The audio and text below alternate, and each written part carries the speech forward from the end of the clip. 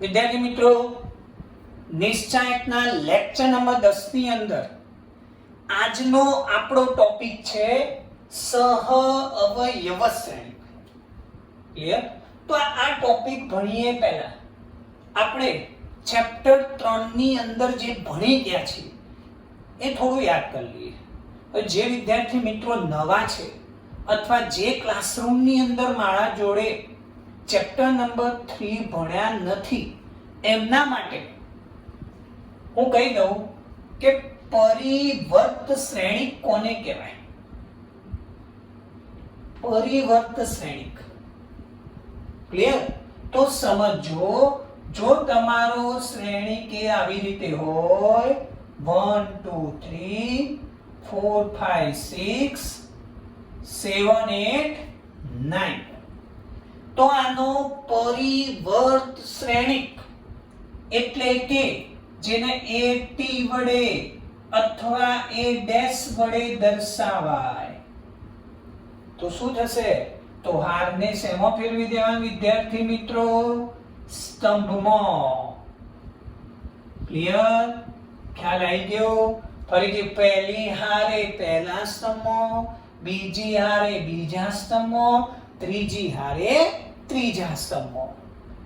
તો ઘણા થાય સાહેબ આ તો આપણે આ ચેપ્ટરમાં નિશ્ચાયકમાં પણ ભણી ગયા. કઈ ક્રિયા હતી?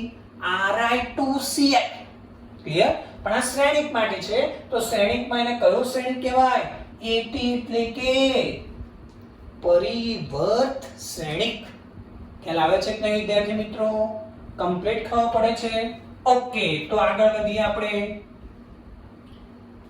સહ અવયવ શ્રેણિક. તો એની પહેલી વ્યાખ્યા જોઈએ. શ્રેણિક A is equals to Aij n cross n. આ n cross n કોઈનો મતલબ ચોરસ શ્રેણિક. આટલું યાદ રાખજો. આજ આપણે જે ભણીશું એ ચોરસ શ્રેણિક માટે હશે. ક્લિયર? દરેક વસ્તુ ચોરસ શ્રેણિક માટે. ચલો, ના ઘટક Aij ના સહ અવયવ Aij માટે શ્રેણિક Aij ના પરિવર્ત શ્રેણિક એનો સહ અવયવજ શ્રેણિક કહે છે. ખ્યાલ આવે છે વિદ્યાર્થી મિત્રો? ફરીથી, શ્રેણિક એનો ઘટક Aij ના સહ અવયવ Aij માટે, એનો મતલબ આ ઘટક છે અને એના સહ અવયવથી આ જે શ્રેણિક બને એનો પરિવર્ત લેવાનો. ક્લિયર? જેને ADJ વડે દર્શાવાય. ક્લિયર? એને ઇંગ્લિશમાં કહેવાય એડજોઇન્ટ મેટ્રિક્સ. એટલે સહઅવયવ શ્રેણિકને ADJ વડે દર્શાવાય. ખ્યાલ આવી ગયો? ફોર એક્ઝામ્પલ, એ સાહેબ શું લખ્યું આ બધું? ક્લિયર? તો આપણે ઉદાહરણની મદદથી સમજીએ. તો for example, A is equals to આવી રીતે હોય 2 1 3 2. ક્લિયર? તમને ખબર જ છે. બોલો, આ ઘટકો કઈ રીતે આપણે દર્શાવતા હતા? પહેલો ઘટક A11 A12 A21 A22. યાદ છે કે નહીં વિદ્યાર્થી મિત્રો? કમ્પ્લીટ. ચલો, નિશાની યાદ છે બધાને?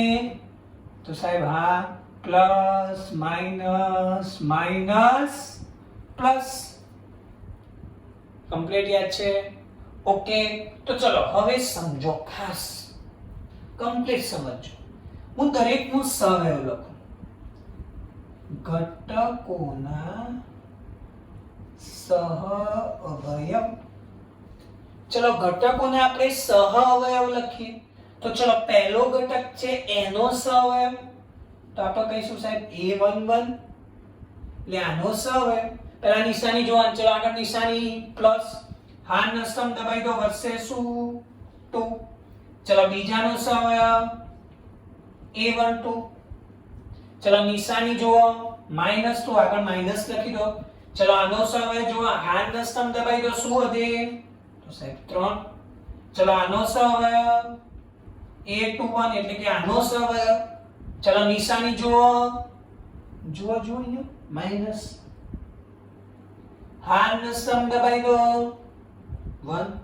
ચલો આનો સ એટલે કે a22, નિશાની જુઓ પ્લસ, હાર નસ્તમ દબાઈ દો 2. તો સાહેબ આ તો મળી ગયો સહવયવ મળી ગયા દરેક ઘટકના. હવે આપણે અહીંયા લખીએ સહઅવયવથી બનતો શ્રેણિક. સહઅવયવથી બનતો શ્રેણિક જેને આપણે અહીંયા આવું લખ્યું હતું. ક્લિયર? તો સહઅવયવથી બનતો શ્રેણિક aij. ચલો જુઓ શું મળશે, બોલો શું મળશે? આ ઘટક છે એની જગ્યાએ એનો સહઅવયવ, આ ઘટક એટલે આ ઘટક, એનો સહઅવયવ કેટલો 2. તો ચલો આનો સહઅવયવ 2. પછી ચલો આનો સહઅવયવ -3. ચલો આનો સહઅવયવ -1. ચલો આનો 2. ખ્યાલ આવી ગયો વિદ્યાર્થી મિત્રો? કમ્પ્લીટ. તમને સમજો હવે 100% ખબર પડી ગઈ. પહેલા શું કરવાનું, દરેક ઘટકનો તો સાહેબ સહઅવયવ લખવાનો, પછી એનાથી બનતો શ્રેણિક લખવાનો, પછી ના પરિવર્ત શ્રેણિકને એનો સહઅવયવ. તો આનો પરિવર્ત શ્રેણિક લખવાનો જેને કહેવાય ADJA. ચલો ADJ એટલે આનો હવે પરિવર્ત 2 3 1 2. ચલો આનો કયો શ્રેણિક તો સાહેબ પરિવર્ત શ્રેણિક. કયો શ્રેણિક? પરિવર્ત શ્રેણિક. ખ્યાલ આવી ગયો? હારે સ્તંભમાં લખી દેવાની, બીજી હારે બીજા સ્તંભમાં લખી દેવાની. ખ્યાલ આવી ગયો? ચલો આના જ થોડો ફેરફાર કરી દો, બહુ સિમ્પલ, થોડો ફેરફાર કરી દો. ચલો સમજો અહીંયા. તો સાહેબ બીજું ઉદાહરણ પ્રેક્ટિસ કરીએ, થોડી પ્રેક્ટિસ. ચલો જોવો એડો બહુ શાંતિથી. તો સાહેબ અહીંયા લખી દો 1 2 3 4. ચલો ઝડપથી બોલો સાહેબ. આનો સ 4. ચલો આના આગળ નિશાની માઈનસ, સાહેબ -3. ચલો આનો તો 2 -2. ચલો આનો 1. ખ્યાલ આવી ગયો? કમ્પ્લીટ ખબર પડી ગઈ. હવે જો ચલો સહઅવયવથી બનતો શ્રેણિક તો સાહેબ 4 -3 -2 1. ચલો આનો પરિવર્ત એટલે હારને સ્તંભમાં 4 -3 -2 1. પહેલી હાર પહેલા સ્તંભમાં, બીજી હાર બીજા સ્તંભમાં. તો હવે જુઓ વિદ્યાર્થી મિત્રો, દેખજો અહીંયા આ તમારો શ્રેણિક હતો, આ તમારો પરિવર્ત શ્રેણિક મળ્યો. તો એ સાહેબ જુઓ અહીંયા આ તમારું શું છે તો સાહેબ અગ્રવિકર્ણ. આ તમારો અગ્રવિકર્ણ અને આ તો આ છે સાહેબ પ્રતિવિકર્ણ. આ તો આપણને યાદ જ છે. તો અહીંયા જો આ 1 4 તો અહીંયા શું મળ્યું 4 1. તો સાહેબ આની અદલા બદલી થઈ ગઈ. अब प्रतिविकर्ण जो तो 2 तो एनी जगह -2 અને 3 તો એની જગ્યાએ -3. તો નોંધ આવી લખી શકો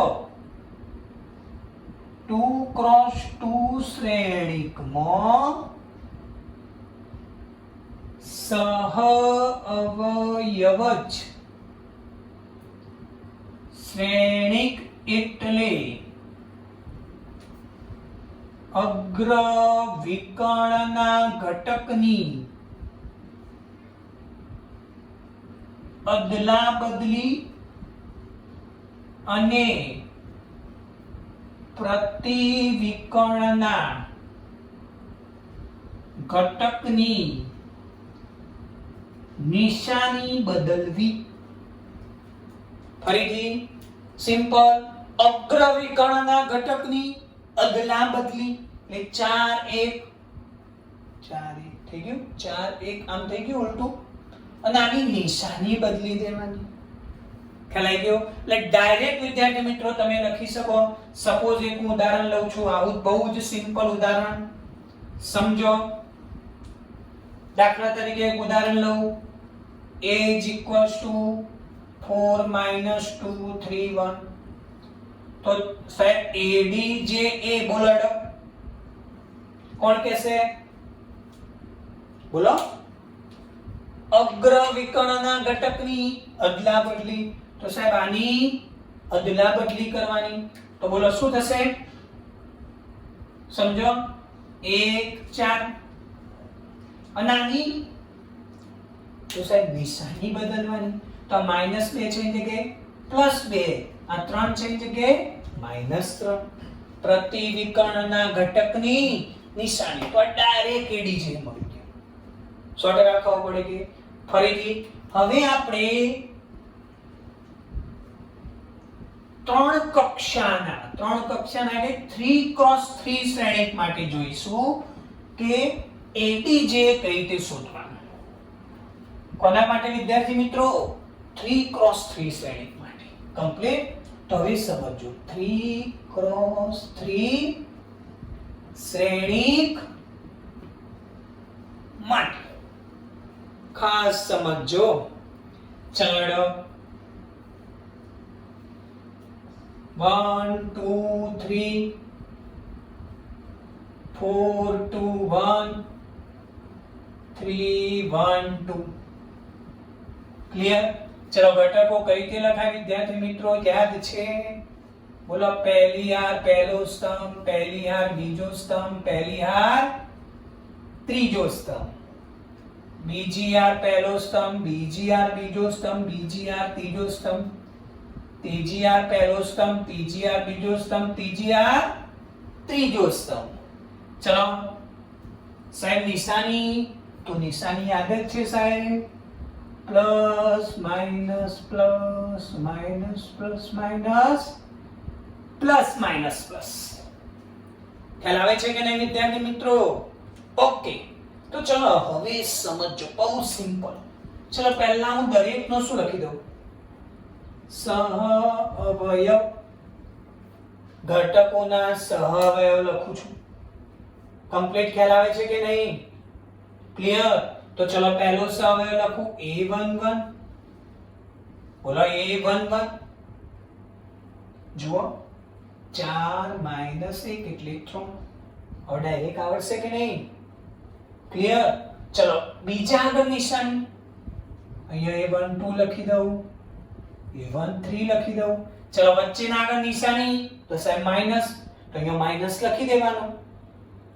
કમ્પ્લીટ. હવે જુઓ બોલો 4 2 8. 8 - 3 એટલે 5. ફરીથી 8 - 3 એટલે 5. ચલો a13 જોડો નિશાની પ્લસ. બોલો 4 - 6 એટલે તો સાહેબ -2. ચલો એ રીતે જુઓ a21 a22 a23. અહીંયા લખ્યું છે 31 32. ખ્યાલ આવી ગયો? ચલો જો બીજા આગળ નિશાની તો સાહેબ માઈનસ. હવે જોઈ લો બહુ જ સિમ્પલ. આનો સહઅવયવ r નો સ્તંભ દબાઈ દો. બોલો 4 - 3. 4 - 3 એટલે 1. ખ્યાલ આવે છે કે વિદ્યાર્થી મિત્રો? ઓકે. ચલો સાહેબ આના આગળ નિશાની પ્લસ. ચલો આનો સહઅવયવ બોલાડો 2 - 6 તો-4. કમ્પ્લીટ. ચલો હવે અહીંયા 2 3 સમજો. 2 3 સમજો બીજી હાર ત્રીજો સમચલડ 1 માઈનસ 6 માઈનસ 5 પણ આગળ નિશાની માઈનસ એટલે માઈનસ માઈનસ પ્લસ ફરીથી જુઓ આ ઘટક આગળ નિશાની માઈનસ જો ફરીથી સમજાવું માઈનસ હવે હારનો સ્તંભ દબાઈ દો 1 માઈનસ 6 માઈનસ 5 એટલે કે પ્લસ 5 ખ્યાલ આવે છે કે નહીં ચલો આગળ નિશાની પ્લસ હારનો સ્તંભ દબાઈ દો 2 માઈનસ 3 ફરીથી 2 માઈનસ 3 જો 3 1 ચલો જો અહીંયા 2 માઈનસ 6 માઈનસ 4 ફરીથી જો આનો સમય 2 માઈનસ 6 માઈનસ 4 ચલો 3 2 જો વડો આનો નિશાની માઈનસ ઝડપથી લખીએ ચલો 1 માઈનસ 12 ફરીથી આનો 1 માઈનસ 12 માઈનસ 11 એ થશે પ્લસ 11 ચલો 3 3 જો 2 માઈનસ 8 નિશાની પ્લસ છે 2 માઈનસ 8 માઈનસ 6 ખ્યાલ આવે છે કે વિદ્યાર્થી મિત્રો કમ્પ્લીટ તો આ તમને મળ્યો સહવયવ હવે તક સાહેબ ડાયરેક્ટ એડીજે તો લખી શકાય ચલો બોલો એડીજે ચલો એડીજે કઈ રીતે લખવાનો આ તમને મળી ગયો સહવયવથી બનતો શ્રેણી કેવું વિચારો કમ્પ્લીટ ચલો એનું શું કરવાનું હારે સ્તંભમાં લખી દેવાની 3 માઈનસ 5 માઈનસ 2 ખ્યાલ આવે છે પહેલી હાર મેં પહેલા સ્તંભમાં લખી દીધી ચલો અહીંથી બીજી હાર તો સાહેબ બીજા સ્તંભમાં લખી દો ખ્યાલ આવે છે કે નહીં આ શું બન્યું તમારું સહવયવથી બનતો શ્રેણિક બની ગયો તો આ પહેલી હાર હતી દેખાય છે પહેલી હાર તો એને મેં લખ્યું પહેલા સ્તંભમાં તો ડાયરેક્ટ મળી ગયો એડીજે એ ઓકે ચલો એ રીતે છેલ્લી હાર છેલ્લા સ્તંભમાં 100% ખબર પડી ગઈ વિદ્યાર્થી મિત્રો હવે તમને એમ થાય સાહેબ જેમ 2 ક્રોસ 2 માં આપણે ડાયરેક્ટ લખી દઉં એવું આપણે અહીંયા લખી શકીએ તો ના એવું થયા નહીં હા એક મેથડ છે એની ક્લિયર પણ તમને આ મેથડ સહેલી પડશે ફરીથી ડાયરેક્ટ લખી દેવાનું હારે સ્તંભમાં લખી દેવાનું ચલો ખ્યાલ આવી ગયો વિદ્યાર્થી મિત્રો ક્લિયર હવે આપણે કેટલીક બાબતો નોંધીએ આના માટે નોંધ જે તમારે ડાયરેક્ટ સ્વીકારવાનું છે ડાયરેક્ટ યાદ રાખવાનું છે ચલો પહેલું a ADJA અથવા ADJA a કરું સમજો અહીંયા તો થાય mod of a I clear ચલો બીજું લખું mod of ab કરું તો એની કિંમત mod a mod b એટલે કે બે શ્રેણિકનો ગુણાકાર કરીને એનો નિશ્ચાયક લો કે બેના અલગ અલગ નિશ્ચાયકનો ગુણાકાર કરો બેનું મૂલ્ય સમાન હોય ચલો ત્રીજું સમજવા જેવું આવ્યું વિદ્યાર્થી મિત્રો 3 ક્રોસ 3 શ્રેણિક માટે ફરીથી 3 ક્રોસ 3 શ્રેણિક માટે હું mod of ADJA કરું તો એનું મૂલ્ય થાય mod a સ્ક્વેર ફરીથી ADJ એટલે સહ અવયવજ શ્રેણી ફરીથી સહ અવયવજ શ્રેણી એનું નિશ્ચાયક લો કે જે મેઇન નિશ્ચાયક છે એનો વર્ગ કરું બેનું મૂલ્ય સરખું થાય ક્લિયર MCQ માં પૂછાય છે કે સહ અવયવોથી બનતા શ્રેણિક નું મૂલ્ય અથવા તો સહ ઘટકોના સહવયવથી બનતા નિશ્ચાયકનું મૂલ્ય તો શું કરવાનું તો બધા સહવયવ શોધવા જવાનું નહીં સીધું ડાયરેક્ટ એ નિશ્ચાયકના મૂલ્યનો વર્ગ કરી દેવાનો પણ એ કોના માટે 3 ક્રોસ 3 માટે હા ધ્યાન રાખજો અહીંયા ખાસ n ક્રોસ n શ્રેણિક માટે કોના માટે ભાઈ n ક્રોસ n શ્રેણિક માટે નિશ્ચાયક ADJ is equals to mod of a raised to n-1 થાય. 3 × 3 હોય તો સ્ક્વેર એટલે એક ઘાત ઓછી થાય. n × n હોય તો a⁻n-1 થાય. યાદ રહી ગયું વિદ્યાર્થી મિત્રો? ચલો હવે આપણે જોઈએ નંબર 4. આ સમજવા જેવું છે, MCQ માટે ખાસ. ક્લિયર? ચલો, શ્રેણિક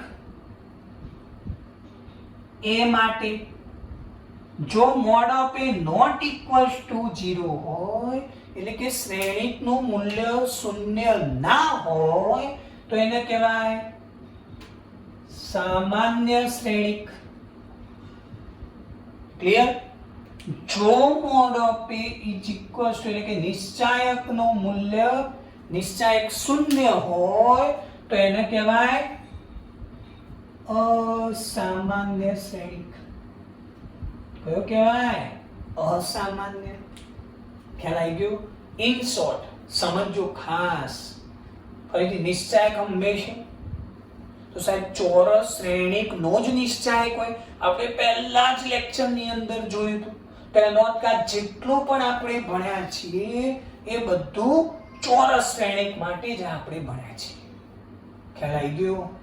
કમ્પ્લીટ 100% ખબર પડી ગઈ? ઓકે, ફરીથી યાદ રાખજો, નિશ્ચાયકનું મૂલ્ય 0 તો અસામાન્ય શ્રેણિક, નિશ્ચાયકનું મૂલ્ય નોટ ઇક્વલ્સ ટુ 0 તો સામાન્ય શ્રેણિક. કમ્પ્લીટ. હવે આપણે આગળ જોઈશું એક સિમ્પલ વસ્તુ, એક નવો ટોપિક. સમજો ખાસ, એક નવો ટોપિક, વ્યસ્ત શ્રેણિક. વ્યસ્ત શ્રેણિક. Clear? Inverse of matrix. Inverse of matrix. Clear? આ ટોપિક ના દાખલા, ક્લિયર, એની ચર્ચા આપણે બધું જ નેક્સ્ટ લેક્ચર ની અંદર કરીશું. ખાલી હું તમને સૂત્ર અહીંયા સમજાવી દઉં છું. સમજો ખાસ. પહેલું તો સિમ્પલ મેં તમને કહ્યું હતું કે નિશ્ચાયકનું મૂલ્ય શૂન્ય હોય તો એ અસામાન્ય કહેવાય. નોટ ઇક્વલ્સ ટુ 0 તો સામાન્ય કહેવાય. તો જે શ્રેણિકનો વ્યસ્ત શ્રેણિક મળે, એટલે કે જો શ્રેણિકનો, જો આવું પણ તમે લખી શકો, જો શ્રેણિકનો વ્યસ્ત શ્રેણિક મળે તો અને તો જ તે સામાન્ય શ્રેણિક હોય. સામાન્ય શ્રેણિક હોય. ઉલટું પણ લઈ શકાય કે સામાન્ય શ્રેણિક ને જ વ્યસ્ત શ્રેણિક મળી. ક્લિયર? વ્યસ્ત શ્રેણિકનું આપણે સૂત્ર સમજીએ તો a inverse is equals to 1/mod a into adj. a inverse is equals to 1/mod a into adj. હવે તમે દેખો, જો શ્રેણિકનો વ્યસ્ત શ્રેણિક મળે તો અને તો જે સામાન્ય. સામાન્ય એટલે